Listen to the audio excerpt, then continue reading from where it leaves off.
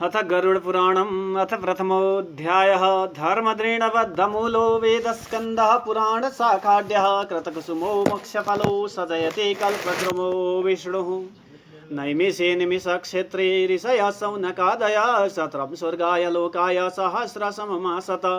तम एकदा तु मुनय प्रातर्हुतहुताग्नय सत्कृतं सुतमासीनं पप्रक्षुरिदमादरात् ऋषयोचुः कथितो भवता सम्यग् देवमार्गसुखप्रद इदानीं श्रोतुमीक्षामोऽयं भयप्रदम् तथा संसार दुःखानि तत्क्लेशक्षयसाधनम् ऐहिकामुष्मिकान् क्लेशान् यथा वद्वक्तुमर्हसि सुतोवाच षडुद्धं विवक्ष्यामि यममार्गं सुदुर्गमं सुखदं पुण्यशीलानां पापिनां दुःखदायकं यथा श्रीविष्णुना प्रोक्तं वैनतेयाय प्रेक्षते तथैव कथयिष्यामि सन्देहक्षेदनाय वै कदाचित् सुखमासीनं वैकुण्ठे श्रीहरिं गुरुं विनया वनतो भूत्वा पप्रक्ष विनता सुत गरुड उवाच भक्तिमार्गो बहुविध कथितो भवता मम तथा च कथिता देवभक्तानां गतिरुत्तमा अधुना श्रोतुमीक्षामि यममार्गं भयङ्करं त्वद्भक्तिविमुखानां च तत्रैव गमनं श्रोतं सुगमं भगवन्नाम चिह्वा च वशवर्तिनि तथापि नरकं यान्ति धिग्धिगस्तु नराधमान् अतो मे भगवन् ब्रूहि पापिनां या गतिर्भवेत् यममार्गस्य दुःखानि यथा ते प्राप्नुवन्ति वै श्रीभगवानुवाच पक्षेऽहं शृणुपक्षेन्द्र यममार्गं च येन ये नरके पापिनो यान्ति शृण्वतामतिभीतिदं यहि पापरतास्ताक्ष्य दया धर्म विवर्जिता दुष्टसङ्गा च सत्शास्त्र सत्सङ्गति पराङ्मुखा आत्मसम्भाविता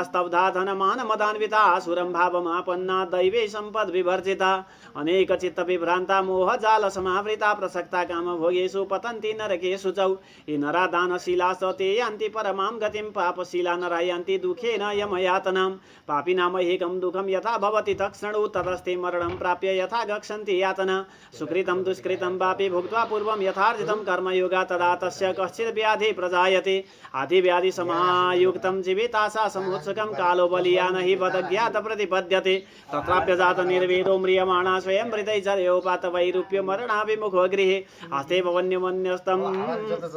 गृहपालैवाहरनामयात प्रदीक्ता निरल्पाहारोल्पचेष्टितः पायनोत्क्रमतोत्तारकपसमृद्ध नाडिकाश श्वास कृता यासक कण्ठे घुरघुरायति शयान परिशोचद्वे परिवेतः सुबन्धवे वाच्यमानोऽपि न ब्रूते कालपाश वशं गतः एवं कुटुम्ब भरणे व्यावृतात्मा जितेन्द्रिय म्रियते रुदतां स्वानामुरुवे तन्नयास्तदि तस्मिन् अन्तःक्षणे ताक्ष्य दैवी दृष्टि प्रजायते एकीभूतं जगत् सर्वं न किञ्चित् वक्तुमीहते विकलेन्द्रिय संघाते चैतन्ये जडतां गते ततो प्रचलन्ति ततः प्राणायामे निकटवर्तिभिः स्वस्थानाश्चलिते श्वासे कल्पाख्यो हेतुरक्षणः सतः वृष्टिगतंस्तस्य या पीडा सानुभूतये फेनमुद्गिरथे सोऽथ मुखं लालाकुलं भवेत् अगोद्वारेण गच्छन्ति पापिनां प्राणवायव यमोदूतौ तदा प्राप्तौ भौमौ सरवशे क्षणौ पाशदण्डधरौ नग्नौ दण्टै कटकटायतौ ऊर्ध्वकेशौ काककृष्णौ वक्रतुण्डौ नखायुधौ दृष्ट्वा त्रस्तहृदय शक्तिन्मूत्रं विमुञ्चन्ति अङ्गुष्ठमात्र पुरुषो हाहा कुर्वन् कलेबरात्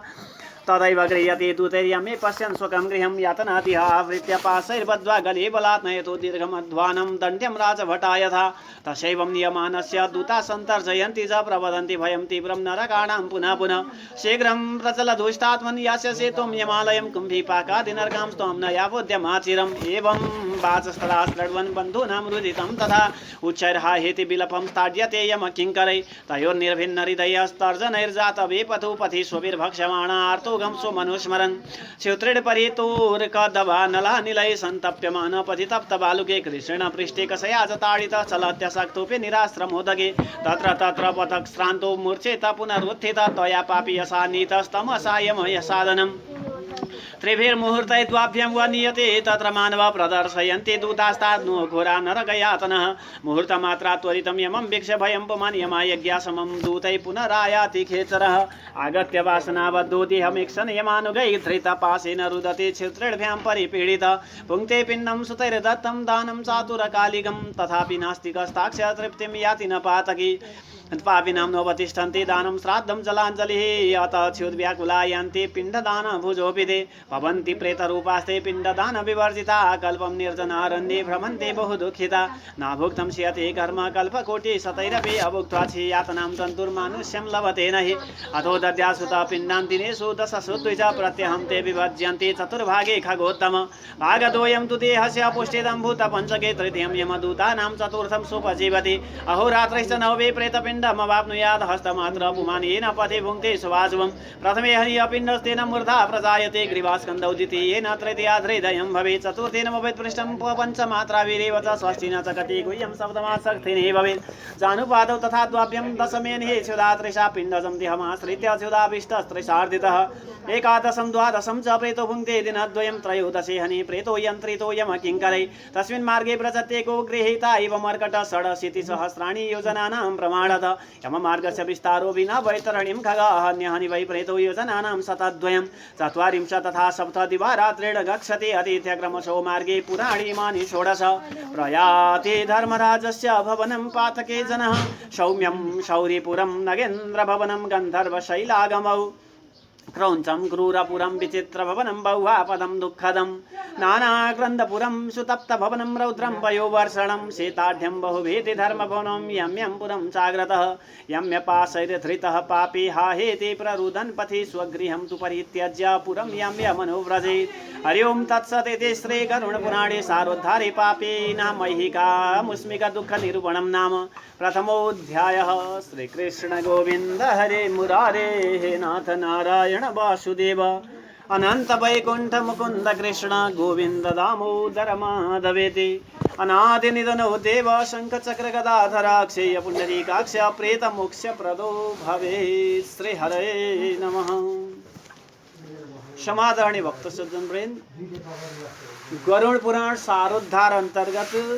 पहिलो दिनको जुन कथाहरू हामी श्रवण गर्न जाँदैछौँ र पहिला अब मङ्गलाचरण गर्नुहुन्छ वेदव्यासजी र जुन मङ्गलाचरण भनौँ तीन प्रकारको हुन्छ भनेर साहित्य शास्त्रहरूमा यसका वर्णनहरू पाइन्छन्। नमस्कारात्मक, आशीर्वादात्मक र वस्तु निर्देशनात्मक, यी तीन प्रकारका मङ्गलाचरणहरू मध्ये यो गरुड पुराण सारोद्धारको जुन मङ्गलाचरण भनिन्छ यसलाई नमस्कारात्मक मङ्गलाचरणका रूपमा हामीले लिन सक्छौँ र जुन यस प्रकारको रहेको छ धर्म दृढबद्ध मूलो वेदस्कन्धः पुराण शाखाढ्यः कृतकुसुमो मोक्षफलो सजयते कल्पद्रुमो विष्णु धारणा धर्म इत्यादि जुन धारणद्वारा जुन धर्म भनेर वर्णन गरिएको छ र जुन धर्म नै जसको मूल सुदृढ मूल स्वरूप छ अरे र जसको वेद स्कन्द त्यो वृक्षको जुन वेदहरू नै के हुन्थे भन्दा स्कन्द हाँगाहरू शाखाहरू काँधहरू हुन्। ऋग यजु साम अथर्व चार वेदहरू छन् र यी चार वेदहरू नै ती वृक्षको काँध स्वरूप हुन् र पुराण शाखाढ्य र सम्पूर्ण पुराणहरू 18 पुराणहरू छन् त्यो वृक्षको शाखाहरू हाँगा बिगाहरू हुन् र जसमा कस्तो फलहरू लाग्दछन् भन्दा जुन मोक्ष रूपी फल जुन यज्ञहरू हामीले गर्दछौँ विभिन्न यज्ञहरू गर्दछौँ ती यज्ञ आदि मोक्ष रूपी फल प्रदान गर्ने त्यस्तो कल्प वृक्षमा विराजमान हुनुभएको भगवान विष्णु त्यस्तो स्थितिमा भनौँ विराजमान हुनुहुन्छ भनेर यसरी मङ्गलाचरण गर्नुहुन्छ र ग्रन्थ आरम्भ हुन्छ नैमिषारण्य नामको पुण्यमय क्षेत्रमा। नैमिषे निमिष क्षेत्री ऋषय शौनकादय शत्रम स्वर्गाय लोकाय सहस्र सममाशत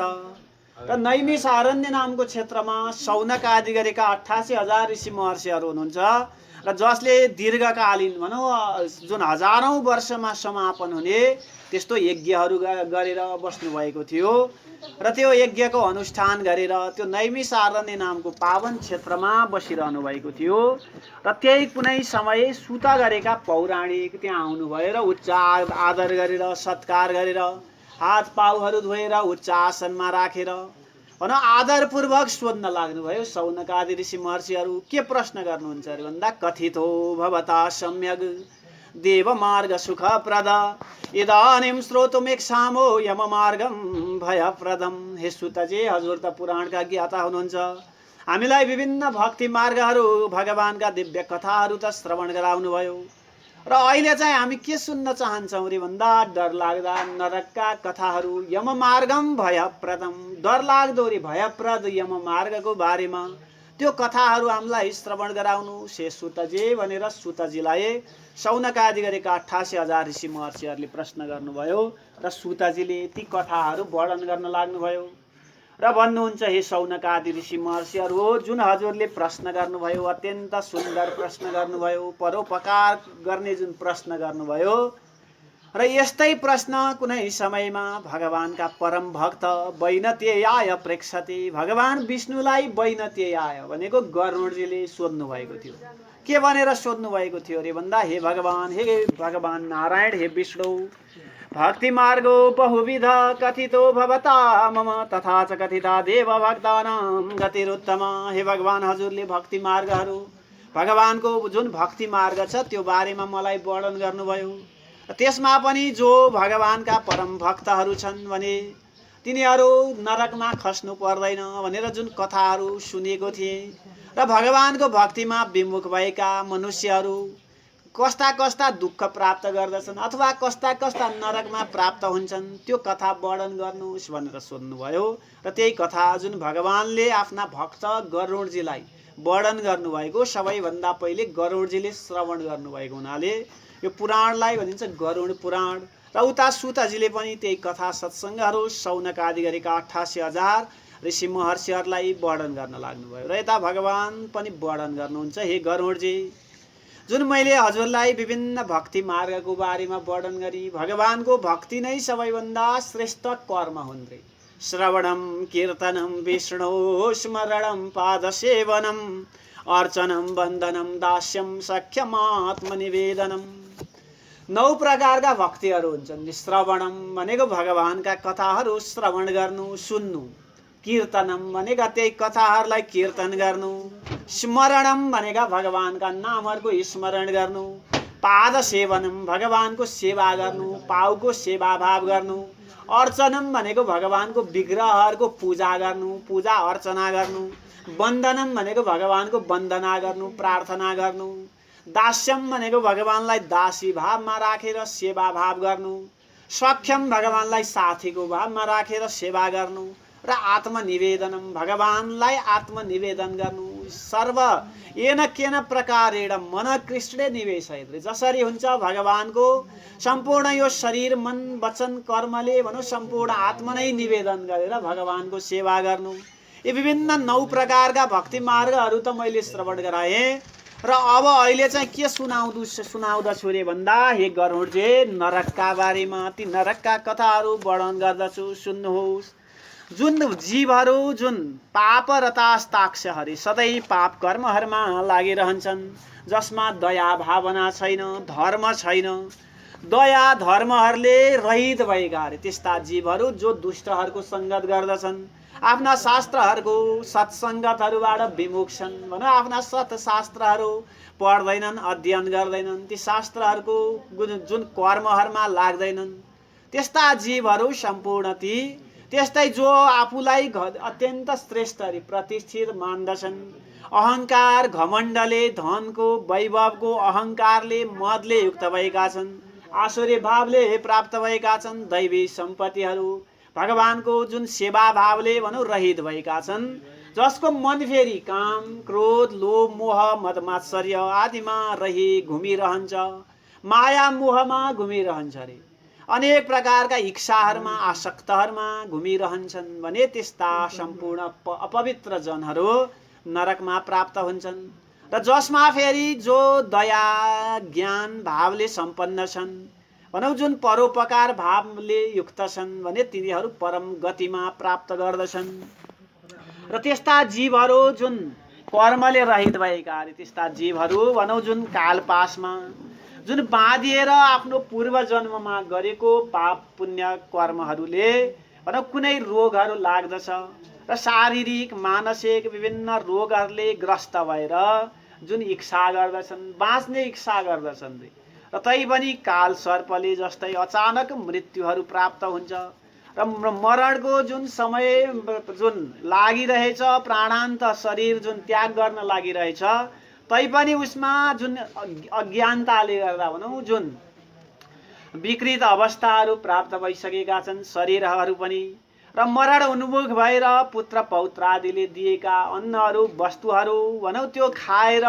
तैपनि उसमा चेतना छैन अरे, जुन ईश्वरीय जुन सत्ताको चेतना हुँदैन र आफ्ना परिवारका समाजमा यसरी बडो कष्टपूर्वक भनौँ प्राण अन्त हुन्छ। जुन प्राणान्त समयमा फेरि विभिन्न रोगहरू, जुन आँखाका पुतलीहरू पनि तानिन्छन्, कफहरूले नाडीहरू रोकिन्छ, खोकी दमहरूले अत्यन्त पीडा दिन्छ, घाँटीमा पनि घ्वार घ्वार शब्दहरू ध्वनिहरू निक्लन लाग्छ र यसरी केही सोद्धा पनि केही उत्तर दिन सक्दैनन्, बोल्न सक्दैनन् र परिवारका माझमा यसरी आसक्ति भएर सम्पूर्ण अज्ञानता बुद्धिहरू नष्ट भएर त्यो पुरुष आफ्ना परिवारका माझमा भनौँ त्यसरी प्राण त्याग गर्दछन्। र हे गरुडजी, जुन समयमा मरणान्त समयमा प्राणान्त समयमा भनौँ जुन तिनीहरूको दृष्टि कस्तो हुन्छ अरे भन्दा देवताको समान दृष्टि हुन्छ, तैपनि त्यो अज्ञानताले गर्दा केही बोल्न सक्दैनन् र चेतना रहित भएर यमदूतहरू, डरलाग्दा यमराजका दूतहरू नगिजाउँछन् र बडो कष्टपूर्वक रे भनौँ तिनीहरूको प्राण अन्त हुन्छ, प्राण निक्लन्छ र त्यो डरलाग्दा यमराजका दूतहरू देखेर मलमूत्रहरू त्याग गर्न लाग्दछन्, फिजहरू काट्न लाग्दछन्, रियालहरू बगाउन लाग्दछन् र यसरी बडो कष्टपूर्वक तल्लो भागबाट तिनीहरूको प्राण यसरी निक्लन्छ र डरलाग्दा यमराजका दूतहरू जुन नाङ्गा, जुन दाँत कटकटाइरहेका, लामा लामा कपाल भएका, डरलाग्दा स्वरूप भएका, कौवा जस्ता काला स्वरूप भएका ती दूतहरूलाई देखेर मलमूत्रहरू त्याग गर्दै बडो कष्टपूर्वक ती जुन शरीरलाई भनौँ जुन प्राण अन्त हुन्छ र त्यो रोही कराई गर्दै त्यो शरीरबाट निक्लिएको जुन बुढ्यौलो जत्रो शरीर जुन धारण गर्दछन् र आफ्नो घरहरू बन्धु बान्धवहरूलाई हेर्दै भनौँ यमराजका दूतहरूले समाएर तिनीहरूलाई लिएर जान्छन् र भोग शरीरलाई छोपेर डोरीहरूले बाँधेर यमलोकमा प्राप्त हुन्छन्। विभिन्न डरहरू, भयहरू, त्रासहरू देखाउँदछन् र भन्दछन् कुम्भी पाका दिनरकाम स्तम नयावोद्यमा चिरम, हे पापात्मा चाँडै हिँड, हे दुष्टात्मा तँलाई हामी कुम्भी पाक आदि गरेका नरकरमा लगेर खसाल्दछौँ, ढिलो नगर चाँडै हिँड भन्दै विभिन्न यातनाहरू, वचनहरू, दुर्वचनहरू बोल्दै रोही कराई गर्दै त्यसरी यमराजका दूतहरूले छोपेर विलाप गर्दै यातनाहरू, कष्टहरू प्राप्त गर्दै पीडित हुँदै काँप्न लाग्दछ र आफ्ना पाप कर्महरूलाई सम्झन लाग्दछ। भोग प्यासले पीडित भएर प्रचण्ड प्रखर जुन किरणले आदि व्याधिले सन्तप्त भएर यमराजका दूतहरूका कोर्राहरूले जुन यातनाहरू प्राप्त गर्दै तिनीहरू यम मार्गमा प्राप्त हुन्छन् र जहाँ तातो तातो बालुवाहरू छन्, कहीँ विश्राम गर्ने स्थानहरू छैन, जलहरू पिउने जुन जलहरू पनि छैनन् र बाटोमा थाक्दै लड्दै पड्दै भनौँ अनेक कष्टहरू यातनाहरू प्राप्त गर्दै अन्धकारपूर्ण अत्यन्त अँध्यारो बाटोबाट यमलोकमा तिनीहरू प्राप्त हुन्छन् र यमलोकमा पुगिसकेपछि 3 मुहुर्त 2 मुहुर्त त्यहाँ प्राप्त भएर यमराजका दूतहरूले विभिन्न भयहरू, यातनाहरूलाई देखाउँदै ती प्राणीहरू ती भोगहरूलाई भोगेर यातनाहरूलाई देखेर फेरि मुहुर्तमा नै यमराजको आज्ञाले फेरि आकाशबाट विचरण गर्दै फेरि यही मनुष्य लोकमा प्राप्त हुन्छन्। आगत्य वासना बद्धो देहमेक्षन् यमानुगै धृतपाशेन रुदते क्षुत्रेभ्याम परिपीडितः। र यहाँ आइसकेपछि फेरि काम, क्रोध, लोभ, मोह, मद, मात्सर्य यी विभिन्न वासनामा आसक्त हुन्छन्, बद्ध हुन्छन् र फेरि पहिलो शरीरमा पस्ने इच्छा गर्दछन्। यमराजका दूतहरूद्वारा बाँधिएका भोग प्यासले पीडित भएर रोही कराई गर्दछन् र यसरी जुन पुत्र आदिद्वारा जुन दिएको पिण्डहरू, जलहरू भनौँ त्यो जीवले प्राप्त गर्दछन् र जब तैपनि तिनीहरू तृप्त हुन सक्दैनन् र श्राद्ध जलाञ्जलीहरू जुन प्राप्त हुँदैनन् भने तिनीहरू भनौँ निर्जन वनमा प्रेत रूप भएर तिनीहरू घुम्दछन् र कल्प पर्यन्त दुखित भएर भ्रमण गरिरहन्छन् र करोडौं कल्पसम्म पनि भनौँ नाभुक्तम क्षीयते कर्म कल्पकोटि शतैरपि अभुक्त्वा यातनाम जन्तुर्मानुष्यम लभते नहि। आफूले गरेका जुन कर्महरू त्यो भोगहरूलाई जुन नभोगेसम्म भनौँ करोडौं कल्पमा पनि त्यो कर्महरू नाश हुन सक्दैन र यसरी विभिन्न यातनाहरू प्राप्त जुन भोग बिना कुनै पनि प्राणीहरू भनौँ मनुष्य जन्म अथवा मनुष्य लोकमा तिनीहरू प्राप्त हुन सक्दैनन् र पुत्र आदिद्वारा दिएको पिण्डदानको जुन महिमा छ हे गरुडजी त्यो पिण्ड 4 भाग लगाइन्छ अरे। 4 भागमा तिनीहरू विभक्त हुन्छन् र तिनमा 2 भाग चाहिँ पञ्चभूतलाई पृथ्वी आप तेजो वायु आकाश, पृथ्वी जल तेज वायु आकाश यो पञ्चतत्त्वले 2 भाग प्राप्त गर्दछन् र त्यसले जसको शरीरहरू पुष्ट हुन्छ निर्माण हुन्छ र तेस्रो भाग चाहिँ यमराजका दूतहरूले प्राप्त गर्दछन् भने चौथो भाग चाहिँ त्यो स्वयं प्रेतले प्राप्त गर्दछन् र यसरी 9 दिनसम्म भनौँ 10औं दिनसम्म दिएको पिण्डद्वारा त्यो प्रेतको शरीर पिण्डजनित शरीर त्यो प्रेतले धारण गर्दछन् र 10 दिनको जुन पिण्डले शक्ति सम्पन्न भएर पहिलो जुन शरीर हामीले डढाएर जुन खरानी भएको शरीर भनौँ त्यही पिण्डजनित शरीरलाई त्यो प्रेतले धारण गर्दछन् र 1 हात अग्लो जुन शरीर यमलोकको मार्गमा तिनीहरूले आफ्ना कर्महरू भोग्नको लागि त्यो फलहरू भोग्नको लागि त्यो शरीरलाई धारण गर्दछन् र तिनीहरूको 10 दिनको पिण्डद्वारा भनौँ कसरी शरीर निर्माण हुन्छ अरे भन्दा हे गरुडजी प्रथमे हनिय पिण्डस्तेन मूर्धा प्रजायते ग्रीवास्कन्धौदितेन तृतीया हृदयं भवेत् चतुर्थेन भवेत् पृष्ठं पञ्चमात्राभिरेव च षष्ठेन च कटी गुह्यं सप्तमा षष्ठिनी भवेत् जानुपादौ तथा द्वाभ्यां दशमेने क्षुधा त्रिषा पिण्डजं देहमाश्रित्य क्षुधाविष्टस्त्रिषार्दितः। पहिलो दिनको पिण्डद्वारा शिर निर्माण हुन्छ, दोस्रो दिनकोले गर्दन काँधहरू निर्माण हुन्छ, तेस्रो दिनकोले हृदयहरू निर्माण हुन्छ, चौथो दिनकोले पिठ्यौँहरू, पाँचौं दिनकोले नाइटो निर्माण हुन्छ, छैठौं दिनकोले कम्मर गुदाद्वारहरू बन्दछन् भने सातौं दिनकोले जाँघहरू, आठौं दिनकोले घुँडाहरू, नवौं दिनकोले पाउ, दशौं दिनकोले सारा शरीरहरू निर्माण भएर त्यो जीवले त्यो प्रेतलाई भनौँ भोक प्यासहरू तिनीहरूको उत्पत्ति हुन्छ र यस्ता प्रकारले 10 दिनसम्म दिएको पिण्डजनित शरीरलाई धारण गरेर भोक प्यासले पीडित भएर त्यो प्रेतले 11 र 12 दिनको पिण्डहरू पनि प्राप्त गर्दछन् र 13औं दिनमा यमराजका दूतहरूद्वारा बाँधिएर त्यो प्रेत बाँधिएको बाँदर जस्तो एक्लै त्यो यममार्गमा यमलोकको बाटोमा यात्रा गर्दछन् र बैतडी नदी नामको नदीलाई छोडेर 86,000 योजनमा जुन फैलिएको जुन दिन रात हिँड्नाले पनि भनौँ 47 दिनमा तिनीहरू जुन 200 योजन दिन रात हिँड्नाले पनि 47 दिनमा यमलोकमा प्राप्त हुन्छन्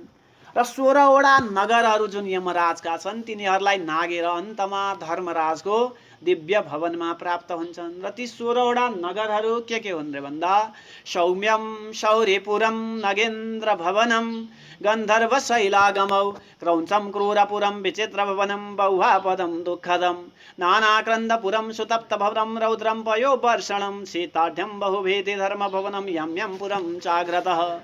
सौम्य शौर्यपुर नगेन्द्र भवन गन्धर्व शैलागम क्रौञ्च क्रूरपुर विचित्र भवन बौवापद दुःखद नानाक्रन्दपुर सुतप्त भवन रौद्रनगर पयोवर्षण सीताद्य बहुवेते धर्म भवन र त्यसपछि यमराजको नगरी यसरी प्राप्त हुन्छ र यमराजका दूतहरूको पासहरूले बाँधिएर त्यो पापी जुन पुरुषहरू रोइ कराई गर्दै आफ्नो घरलाई छोडेर